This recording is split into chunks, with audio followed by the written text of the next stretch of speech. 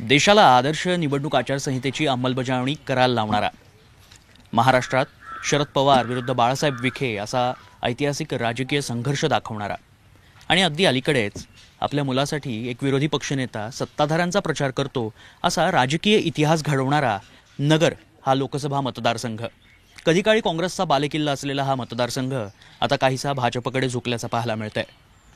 2024च्या लोकसभा निवडणुकीच्या पार्श्वभूमीवर कौल 24चा थेट नगरमध्ये येऊन पोहोचला आणि या मतदारसंघातल्या काय अडचणी आहेत, काय प्रश्न आहेत, आत्तापर्यंत नेमका काय काय विकास झाला आहे आणि विरोधकांना काय वाटतंय, इथल्या सामाजिक चळवळीत असलेल्या इतर जनतेला काय वाटतंय, विद्यार्थ्यांचे प्रश्न सुटलेत का, पाण्याचा प्रश्न किती गंभीर आहे आणि तो सुटलाय का, असे अनेक प्रश्न आहेत। त्याचीच उत्तरं सत्ताधाऱ्यांकडनं घेऊयात।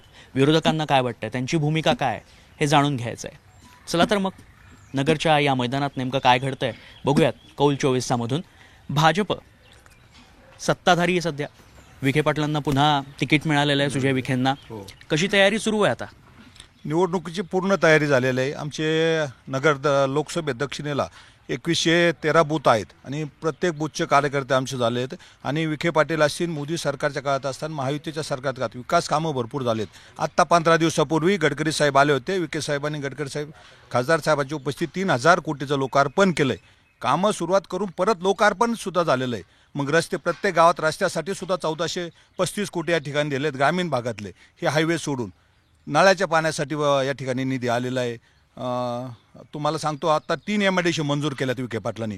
मग त्या ठिकाणी बेलोंडीला असेल त्या ठिकाणी 600 एकर जमीन वर्ग केली।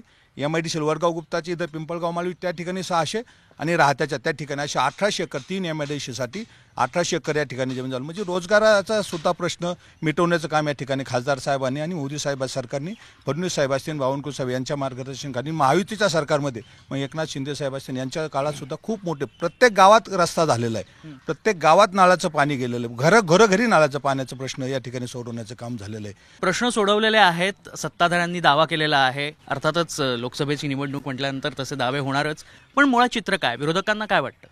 विरोधक म्हणून नाही, परंतु आज ज्या देशामध्ये शेतकरी अन्नदाता आहे, जो धान्य पिकवतो आणि ते खाल्ल्यावर सगळा देश चालतो, त्याची वस्तुस्थिती परिस्थिती काय? कांद्याचे 40% निर्यात शुल्क लावलं, एका दिवसात निर्णय घेतला, निर्यात बंदी केली। 43 ते 45 रुपये किलोचा कांदा सडनली दुसऱ्या दिवशी 15 रुपये 12 रुपये किलोवर आला। कांदा निर्यात नाही केला म्हणून बांगलादेश आता संत्र्यावरती 80 रुपये प्रति किलो आयात शुल्क लावतो। शेतकऱ्यांकडे पैसा आला तरच अर्थचक्र फिरणार आहे। रस्ते केले मान्य आहे, तो विकास मान्य आहे, नाकारणार नाही, परंतु नुसते रस्ते राहिल्यानंतर त्याच्यावर चालायला जर सर्वसामान्य नागरिक शेतकरीच राहिला नाही, शिवरायांची विचार कोणीकडं शेतकऱ्यांच्या देठाला हात लावून आपण शेतकरी नष्ट करायला निघलोत का, याचा विचार करणं गरजेचं आहे। सरकार नक्की जनतेकरता असेल, जनतेला भाववाढीचा परिणाम होऊ नये, परंतु शेतकरी मरू नये याच्याकरता सरकार असताना सरकारने ती भूमिका पार पाडावी, हेच महत्त्वाचं आहे। ठीक आहे, काय म्हणायचं? आता दुधाला सुद्धा 5 रुपये भाव वाढून दिला। आपण पाहिलं तर सुजयदादा विखे पाटील असतील यांनी प्रत्येक क्षेत्रामध्ये काम केलं। जसं MIDC आणली, रोजगार आणला, क्रीडा क्षेत्र असेल, रस्ते असतील, शेतकरी प्रत्येक क्षेत्रामध्ये काम केलेलं आहे। त्यांचं कुठलं क्षेत्र राहिलं नाही का त्यांनी ह्या क्षेत्रामध्ये काम नाही केलं, असं भरीव काम 5 वर्षाच्या काळात, आणि कुठलाही पक्ष पाहिलेलं नाही, सगळ्यांना कामं दिलेली। MIDC आली आहे, रोजगार आलेत असं म्हणणं आहे। विद्यार्थी म्हणून, एक युवा म्हणून काय वाटतं, रोजगार आलाय? रोजगार हे फक्त कायमस्वरूपी विशिष्ट प्रकारामध्ये होतो की मोठमोठ्या घोषणा होतात, फ्लायओव्हर झालेत, काही झालंय, किंवा मंदिरं होत आहेत, पण महाविद्यालय झालेत आणि महाविद्यालयामध्ये मोफत शिक्षण मिळतं असं काही होत नाही। कारण आता आमच्याबरोबरचे विद्यार्थी आहेत जे आता नुकतेच पास आउट झालेले आहेत, उच्च शिक्षण घेतलं आणि मोठे विचार केले होते त्यांनी की आम्ही काहीतरी मोठा व्यवसाय सुरू करू, तशा काही गोष्टी झाल्या नाही। कारण आता विद्यार्थ्यांच्या आत्महत्यांचं सत्र, आता मुलगा मुलगी हे भेदभावच, आई वडिलांनी जर राज्यकर्ते जर आम्हाला पालकांसारखे आहेत तर मग त्यांनी मुलगा मुलगी भेदभाव का सुरू केला? कारण मुलींना सोबत घ्यायचं, आमच्या बहिणी आहेत पण त्याच्यासोबत मग आम्ही मुलं गरीब नाहीत का, आमचे का नाही शिक्षणामध्ये त्यांनी मोफत शिक्षणाची सोय केली? मुलगा मुलगी भेद करून फक्त डायव्हर्जन करायचं याला मुद्द्याला, आणि जास्त करून ज्या मुली उच्च शिक्षणामध्ये या मोठ्या शहरांमधले, ग्रामीण भागातले पोरं गावाकडून शहरामध्ये येतात, ती शिक्षणाचा प्रवाह जो टक्का आहे तो जास्त मोठ्या प्रमाणात येते, त्या पोरांना सुविधा नाहीत। ही जी लोकसभेची निवडणूक आहे, लोकसभेची निवडणूक करत असताना देशाचं चित्र ठरणार आहे। देशाची निवडणूक आहे आणि देशाच्या निवडणुकीवेळेला स्थानिक प्रश्नांची चर्चा करणं फार योग्य नाही। स्थानिक प्रश्न हे सुटले पाहिजे. स्थानिक प्रश्नाच्या निमित्तानं खऱ्या अर्थानं त्या प्रश्नांना तड लागली पाहिजे. परंतु आज या निमित्तानं देशाच्या निवडणुकीचा विचार करत असताना महागाई कुठं पोहोचली? महागाई पोहोचत असताना त्या महागाईवर विचार केला पाहिजे.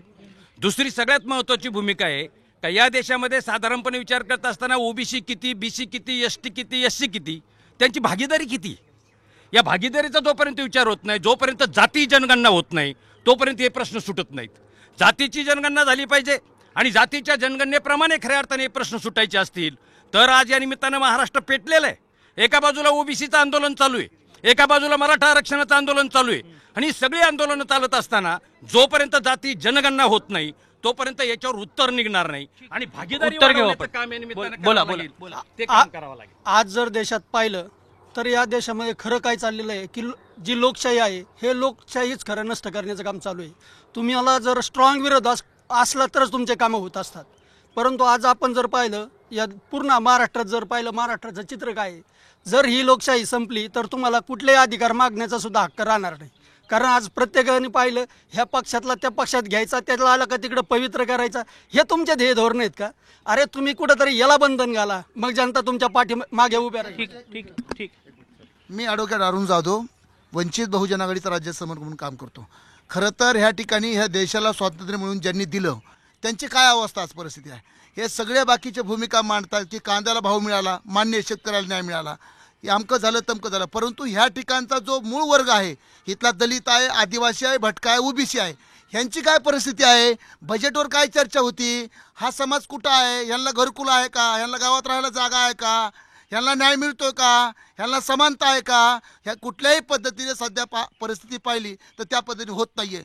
दुर्दैवाची गोष्ट अशी आहे की ज्यांनी देशासाठी स्वातंत्र्य मिळवून देण्यासाठी जे बलिदानावर गेले ते राहिले बाजूला आणि ज्यांनी देशाबरोबर गद्दारी केली त्या ठिकाणी देशभक्त झाले. ठीक आहे, ठीक आहे, दुर्दैवाची ठीक गोष्ट आहे. आहे.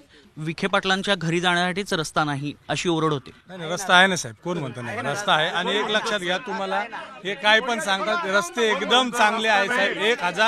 1,000 कोटीचे कामं झालेले आहे, रस्ते एकदम चांगले आहे. आणि दुसरी गोष्ट, हे जे शिक्षणाचं म्हणतात ना, 2 वेळेस रस्त्याचं टेंडर प्रसिद्ध झालेलं आहे. ठेकेदारांनी आता साहेब काम चालू आहे, रस्त्याचं काम अंतिम टप्प्यात आहे. परंतु हे मंडळी जे बोलतात साहेब, नगर जिल्हा म्हटलं, नगर जिल्हा, एक मिनिट नक्की मुद्दा लक्षात आला. मुद्दा काय, नक्की परिस्थिती काय?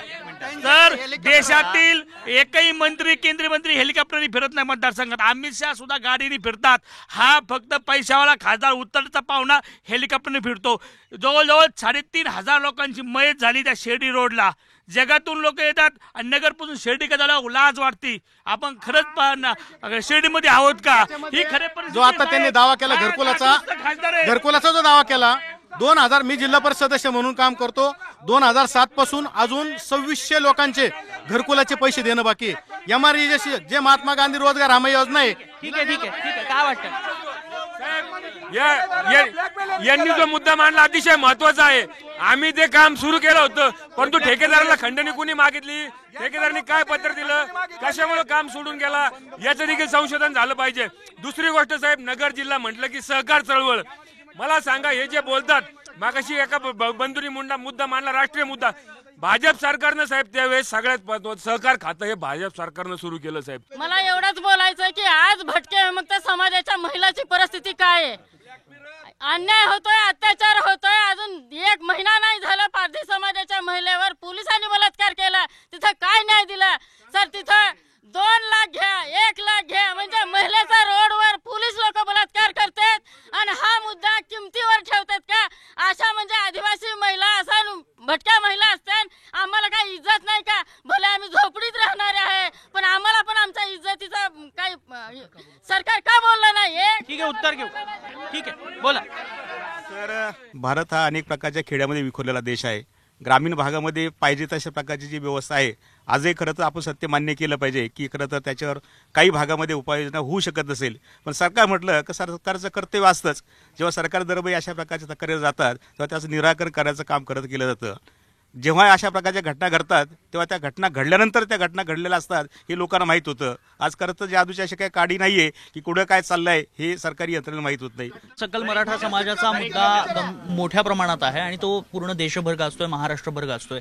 उमेदवार उतरवले जाणार आहेत असंही सांगितलं जातंय. काय भूमिका आहे? आम्ही प्रत्येक मतदारसंघात किमान हजार उमेदवार उभा करणार आहे, जेणेकरून आम्हाला कायदेशीर पद्धतीने या सरकारला विरुद्ध असहकार आंदोलन करता येईल. आम्ही उपोषणाला बसलो, कशाला बसलो तरी सरकार आमच्यावर गुन्हे दाखल करतो. त्यामुळे आम्ही आमचं युद्ध तेच ठेवलं आहे. फक्त आमचा गनिमी कावा बदललेला आहे. आम्ही उमेदवार उभा करणार आणि या सरकारविरुद्ध असंतोष दाखवणार. त्यातले त्यात माझे भाजपच्या जे कोणी सत्ताधारी आहे त्यांना एक विनंती आहे आणि एक प्रश्न पण आहे.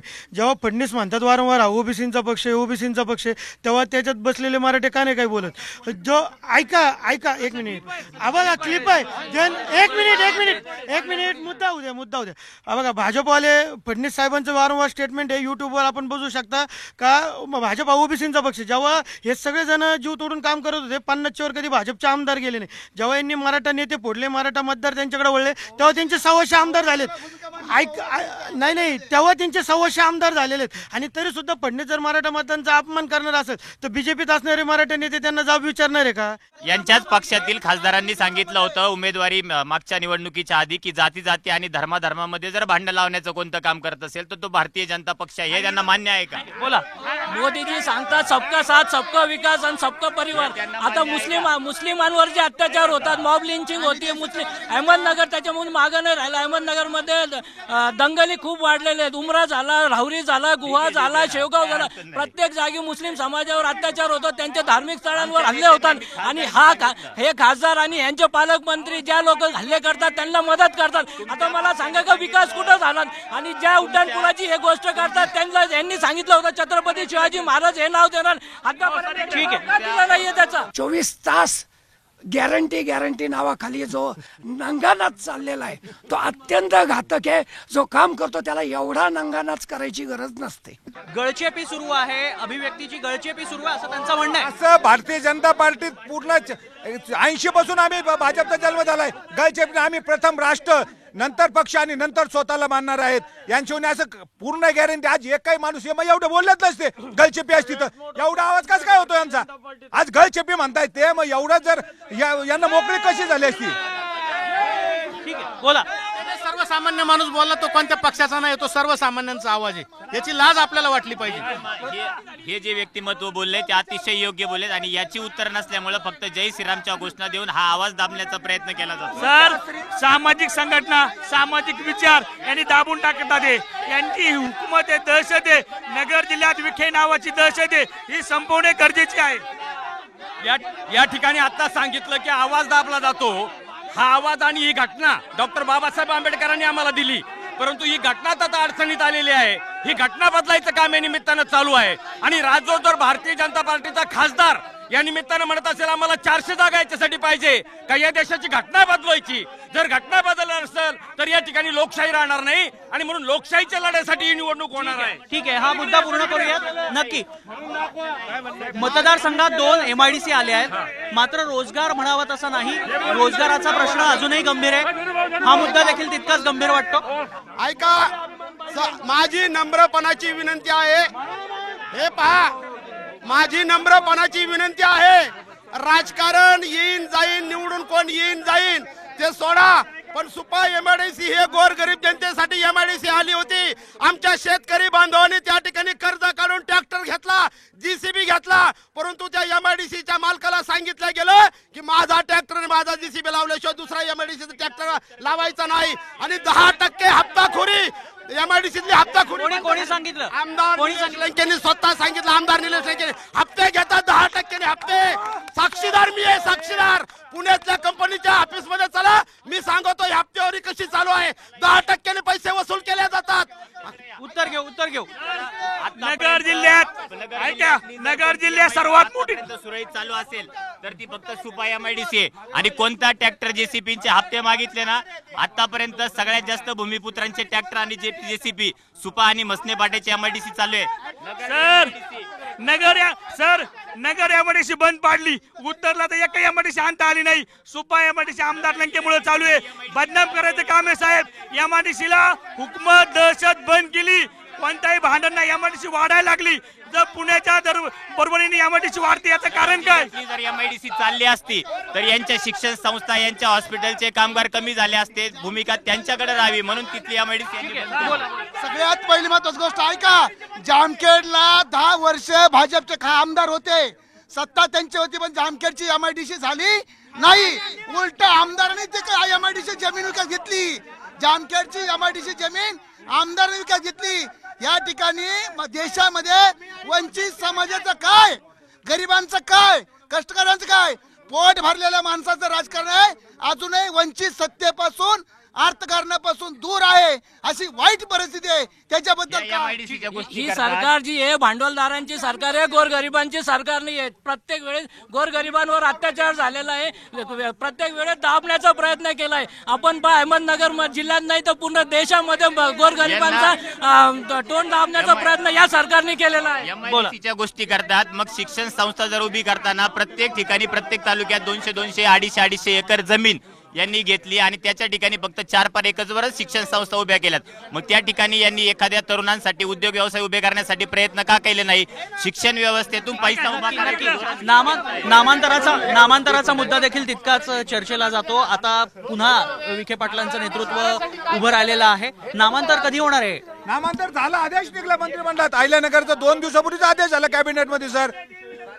मग आम्ही मागणी केलेली आहे, आम्ही मंजुरी दिली. म्हणलं विखे नाही विरोध करत, तुमच्यासारखे नतभक्षक विरोध करतात. कोणी विरोध केला? अहिल्यानगर नावाला सुजय विखेंनी विरोध केला.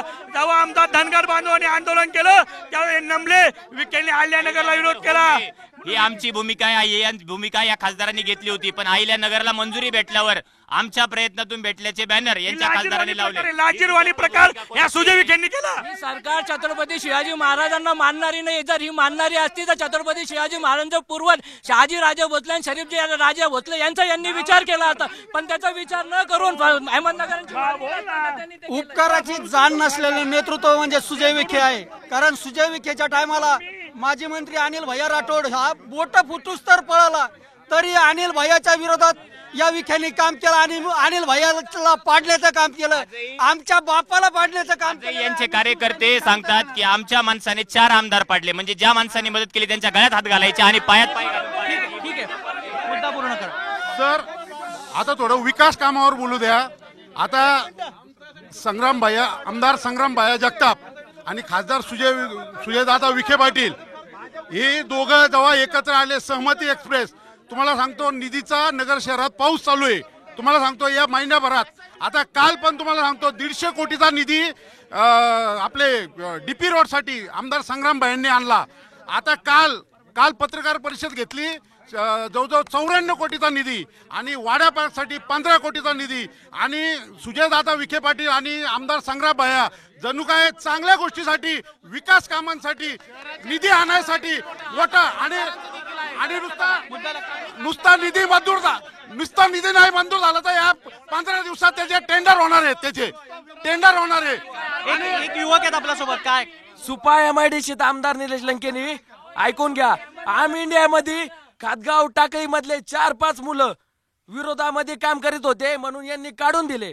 त्या मुलांचं आज भरपूर नुकसान झालंय. संदीप कळमकर, सचिन टकले नावाशीच मुद्दे आहेत माझ्याकडं, सगळे मुद्दे आहेत माझ्याकडं. असं करतेत, दमदाटी करतेत आणि म्हणतात यावरती उत्तर झालेलं आहे. पण कमळाचे पंचे घालण्यानी एमआयडीसी सांगायची नाही आणि त्यात विखेच्या समर्थकांनी एमआयडीसी सांगायची नाही. एमआयडीसी जीवन निलेश लंकेंनी ठेवली, नाहीतर या नगर एमआयडीसी सारखं झालं असतं.